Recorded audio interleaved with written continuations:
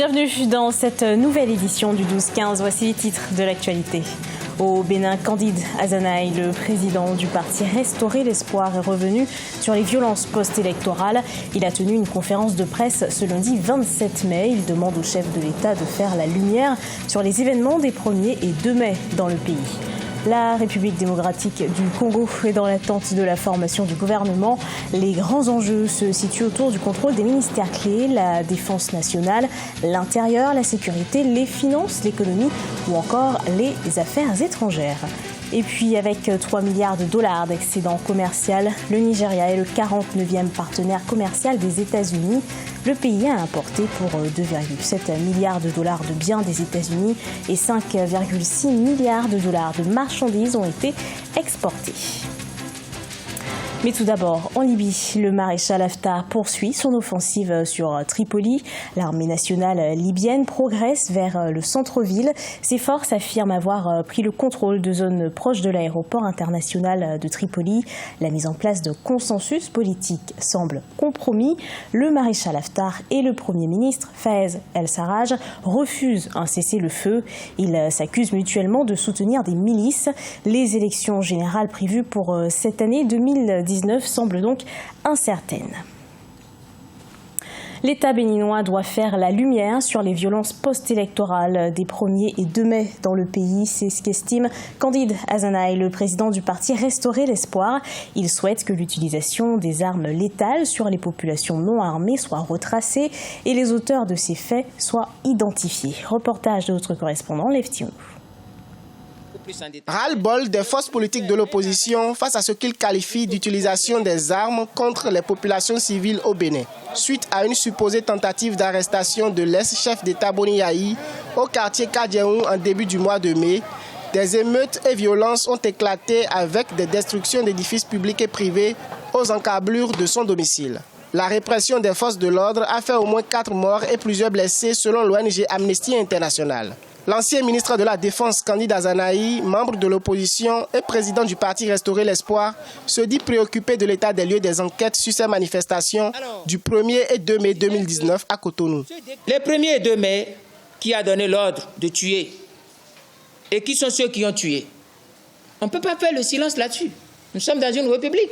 La politique, ce n'est rien d'autre que le siège de dialogue, de négociation. C'est tout. Et à l'intérieur d'une nation, il n'y a pas d'inimitié. Il y a des adversités. Au soir des manifestations du 2 mai 2019, le ministre de l'Intérieur avait reconnu l'usage d'armes létales par les forces de l'ordre. Il avait annoncé une enquête et des sanctions à l'encontre des corps de l'armée qui sont passés outre la consigne de maintien de l'ordre public. Le président de la République, en ce qui le concerne, devra impérativement éclairer le peuple béninois sur la base des dispositions générales en lien avec les principes éthiques liés au recours à la force et à l'utilisation des armes à feu, confère premier principe des Nations Unies. Dans son discours à la nation le 20 mai 2019, le chef d'État avait déploré les violences post-électorales et a exprimé sa compassion aux familles éplorées. Toutefois, la lumière sur ce drame peine à se faire. Le bilan officiel de morts et de blessés demeure toujours inconnu. Au Tchad, la date des législatives n'a toujours pas été fixée, mais la Commission électorale nationale indépendante assure qu'elles auront lieu avant la fin de l'année. Au cours d'un point de presse, ce lundi 27 mai, la CENI a fait le point sur les activités de l'organe en charge des élections et soutenu que le scrutin se tiendra bien en 2019, mais sans pour autant annoncer de date. Les analystes se montrent sceptiques et estiment que ces élections n'auront pas lieu. Attente de gouvernement en République démocratique du Congo. Une semaine après la nomination de Sylvestre Ilunga Ilunkamba, les Congolais n'ont pas encore un gouvernement. Il devrait être constitué de 2 familles politiques. Les détails à ce propos dans ce reportage de notre correspondant Jacques Amboka. Après la nomination de Sylvestre Ilunga Ilunkamba au poste du Premier ministre par le chef de l'État Félix Tshisekedi le 20 mai, la République démocratique du Congo est dans l'attente de formation du gouvernement. Selon certaines sources proches des 2 familles politiques de la coalition au pouvoir, les négociations tournent autour de la répartition des portefeuilles. On a vu la manière dont le Premier ministre a été nommé. Et lorsque l'acte de nomination a repris expressément cet accord. Ce qui fait que le président de la République est aujourd'hui lié par cet accord. Une frange de la population estime que le chef de l'État, avec des actes d'ouverture posés, notamment la libération des prisonniers politiques et les retours des opposants dont Moïse Katumbi et autres comme Jean-Pierre Bemba en perspective, pourra ouvrir la porte à l'opposition pour intégrer les futurs gouvernements. L'opposition doit adhérer à l'accord, soutient-on du côté du FCC. Nous travaillons en tant que coalition. Lorsque la coalition est identifiée, je crois qu'elle constitue la base. Y a-t-il des raisons pour que ceux qui n'en font pas partie puissent faire partie du gouvernement? Mais c'est à eux de souscrire d'abord au programme commun de la coalition. Au regard de sa majorité à l'Assemblée nationale, le FCC pourrait avoir le contrôle de la majorité des portefeuilles. Cependant, les grands enjeux tournent autour du contrôle des ministères clés, à savoir la défense nationale, l'intérieur et la sécurité, les finances, l'économie et les affaires étrangères. La première puissance économique et démographique d'Afrique est aussi le 49e partenaire commercial des États-Unis. Il s'agit du Nigeria. En 2018, les échanges commerciaux entre le pays et les États-Unis ont eu un excédent commercial de 3 milliards de dollars. Les détails avec Marcel Farba-Maroun. Le Nigeria, 49e partenaire commercial des États-Unis. Selon un rapport sur les statistiques commerciales entre les deux pays, le Nigeria a enregistré en 2018 un excédent commercial de 3 milliards de dollars avec les États-Unis. Plus en détail, le Nigeria a importé durant cette période pour 2,7 milliards de dollars de biens des États-Unis, tandis que 5,6 milliards de dollars de marchandises ont été exportés.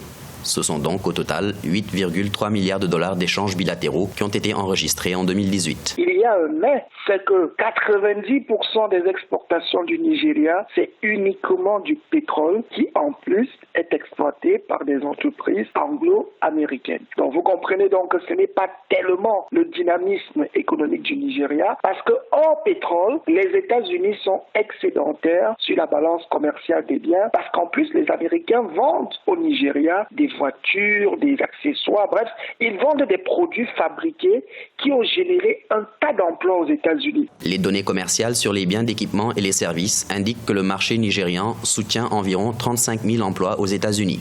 Une situation qui s'explique par la forte présence d'entreprises américaines au niveau de la première puissance économique et démographique d'Afrique. L'empreinte commerciale et les investissements des entreprises américaines au Nigeria sont profonds, étendus et extrêmement importants. Aujourd'hui, les entreprises américaines opèrent dans pratiquement tous les secteurs de l'économie nigérienne. Le Nigeria est le plus grand partenaire commercial des États-Unis en Afrique subsaharienne, avec 44,8% du commerce total des États-Unis, qui, en 2007, s'élevait à 79,7 milliards de dollars. En 2017, le Nigeria représentait 24% du commerce total des États-Unis, dont une valeur de 39 milliards de dollars avec l'Afrique.